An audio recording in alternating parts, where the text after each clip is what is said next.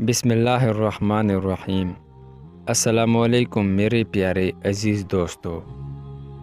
متحدہ عرب امارات سے ایک جماعت 40 دن کے لیے روس میں تبلیغ کی غرض سے گئی، تو جس مسجد میں ان کی تشکیل ہوئی، بدقسمتی سے اس کا کفل بھی زنگ آلود ہو چکا تھا۔ جماعت کے ساتھیوں نے مسجد کھولی تو ساری مسجد مٹی کا ڈھیر بنی ہوئی تھی۔ پوری مسجد میں گرد جمع تھی۔ انہوں نے پوری مسجد کی صفائی کی۔ نماز کا وقت ہوا تو اذان کی۔ اذان کی آواز سن کر ایک بڑھیا تیز قدموں سے چلتی ہوئی مسجد کی دہلیز پر آ کھڑی ہوئی اور حیرت سے جماعت کے ساتھیوں کو تکنے لگی۔ غور سے ارد گرد کا معائنہ کرتی رہی۔ ساتھیوں کے دریافت کرنے پر کہا کہ میں یہیں پڑوس میں رہتی ہوں، 70 سال ہو گئے ہیں، میں نے کبھی اس مسجد میں کسی کو آتے نہیں دیکھا جیسا آپ کو کرتے دیکھا۔ یہ سب میرے ماں باپ دادا کرتے تھے، لیکن ان کے بعد جوں جوں وقت گزرتا گیا سب بدلتا گیا۔ جب تبلیغیوں نے یہ دلسوز باتیں سنی تو رونے لگ گئے کہ ہم نے آنے میں بہت دیر کر دی۔ اگلے دن یہ لوگ محلے میں گھر گھر دکان دکان پر جا کر کے لوگوں کو جو ناسمجھی کی وجہ سے مرتد ہو چکے تھے ان کو اسلام کی دعوت دی اور پھر سے ان کو مسلمان کیا اور مسجد میں لائے۔ چند ہی ہفتوں میں پورے محلے میں دین کی لہر آ گئی، جیسا کہ اسلام ان کے لیے ایک نیا مذہب ہو۔ کچھ دنوں بعد محلے والوں نے 500 گز کی قالین پر تمام لوگوں کو جمع کیا اور جماعت والوں سے دین کے معاملات سیکھے اور مزید محنت کے لیے لوگوں کو تاکید کی۔ پھر جب ان کے 40 دن پورے ہو گئے تو ان کی رخصتی کے دن اس محلے میں گمسان کا عالم تھا، جیسا کہ ان کا کوئی خاص عزیز فوت ہو گیا ہو۔ یہ آپ کہاں جا رہے ہیں؟ کیا آپ لوگوں کو دکانیں چاہیے؟ کیا آپ لوگوں کو مکان چاہیے یا عورتیں؟ دکان مکان کا بندوبست ہمارے ذمہ ہے۔ ہم اپنی بیٹیوں کی نکاح آپ سے کرنے کے لیے تیار ہیں، بس آپ لوگ ہمارے ساتھ رہ کر ہماری اسلام سے متعلق مزید رہنمائی فرمائیں۔ تو جماعت والوں نے ان کو اپنی ترتیب سے متعلق بتایا، لیکن وہ نہ مانے۔ وہ لوگ بضد تھے کہ آپ لوگ واپس نہ جائیں، کہیں پھر سے ہماری نسلیں تباہ نہ ہو جائیں۔ تبلیغیوں نے اپنی مجبوریاں اور تقاضے بتائے تو بالآخر اس بات پر وہ آمادہ ہو گئے کہ ہم لوگ جاتی ہی ایک دوسری جماعت بھیجنے کے لیے اپنے مرکز میں درخواست کریں گے۔ اس طرح یہ جماعت اللہ کی راہ سے واپس اپنے گھر کو لوٹ آئی۔ امریکہ میں ایک جماعت گئی۔ اس جماعت کے 2 لوگ ایک بندے کے پاس دین کی غرض سے پہنچے تو اس نے ایک بندے کا گریبان پکڑ کر کہا، میرے ابو امی بغیر کلمہ پڑھے اس دنیا سے چلے گئے ہیں، اس سب کی ذمہ دار تم لوگ ہو۔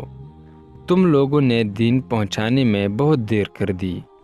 قیامت کے دن میں تم لوگوں سے اس بات کا حساب لوں گا۔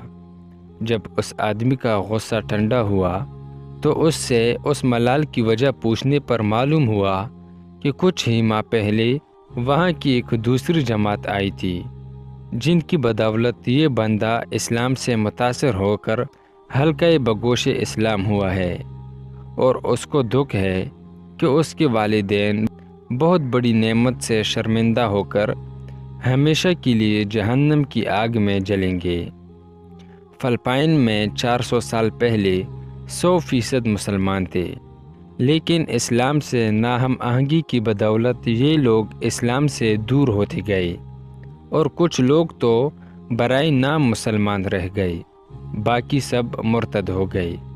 کسی کا بھائی عیسائی تو کسی کا باپ۔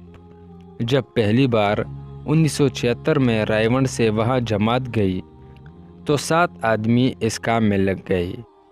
پھر 1973 تک 1 لاکھ فلپائنی تبلیغ کی محنت پر گامزن ہو چکے تھے۔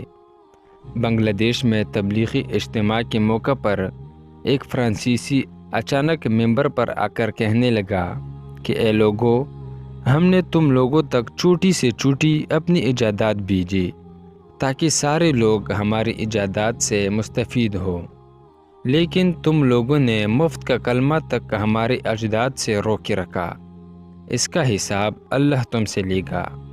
انگلینڈ میں 1952 میں جب پہلی جماعت گئی تو وہاں صرف 2 مسجدیں تھیں، اور اب تبلیغ کی محنت اور اللہ کی کرم سے 1500 مساجد ہیں، جن میں سے 100 سابقہ گرجا گھر ہیں۔ انگلینڈ والوں کا کہنا ہے کہ وہاں اب گرجا گھر بہت کم رہ گئے ہیں۔ جب بھی کوئی گرجا گھر فروخت ہونے لگتا ہے تو مسلمان خریداری میں پہل کرتے ہیں۔ ایک گرجا گھر کی خریداری پر ایک ہندو نے مندر بنانے کے لیے قیمت میں چڑھائی کر دی، تو مسلمانوں کی عورتوں نے اپنے زیور بیچ کر اس کی رقم ادا کی اور گرجا گھر کی جگہ مسجد تعمیر کرائی۔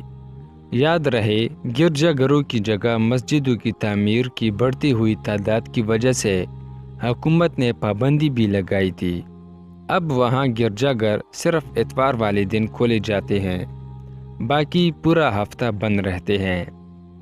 یوگوسلاویہ میں جب پہلی جماعت گئی تو دور دور تک مسجدوں کی عدم موجودگی کی وجہ سے ان کو ہوٹل میں رہنا پڑا، اور اب الحمدللہ دعوت تبلیغ کی محنت سے وہاں آج 3500 مساجد آباد ہیں۔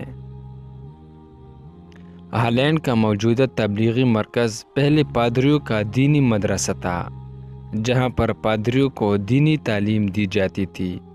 لندن میں جو تبلیغی مرکز ہے وہ پہلے عیسائیوں کا گرجا گھر تھا۔ کینیڈا میں پادریوں کا ایک بہت بڑا مدرسہ تھا، لیکن آج وہاں پر قرآن و حدیث کا درس دیا جاتا ہے۔ فلپائن سے ایک جماعت کو کیوبا بھیجا گیا، جس کی برکت سے وہاں کے 3000 مرتدوں نے کلمہ پڑھا اور 30 باقی لوگ بھی اسلام کی دولت سے مالا مال ہوئے۔ جب یہ جماعت واپس آنے لگی تو کیوبا والے زاروں قطار رونے لگے اور درخواست کی کہ ہمارے بھائیوں سے کہنا ہمیں بھول نہ جائے، ہمارے یہاں رہنمائی کے لیے، اسلام کے فروغ کے لیے اور ہماری نسلوں کے ایمان کے تحفظ کے لیے آتے رہنا۔ فلپائن میں عورتوں کی ایک جماعت گئی تو ان کا بیان سن کر 60 فلپائنی عورتوں نے وہیں بیٹھ کر اپنے لیے برقعے منگوائے اور واپسی پر برقعوں میں ملبوس ہو کر واپس گھر ہوئی۔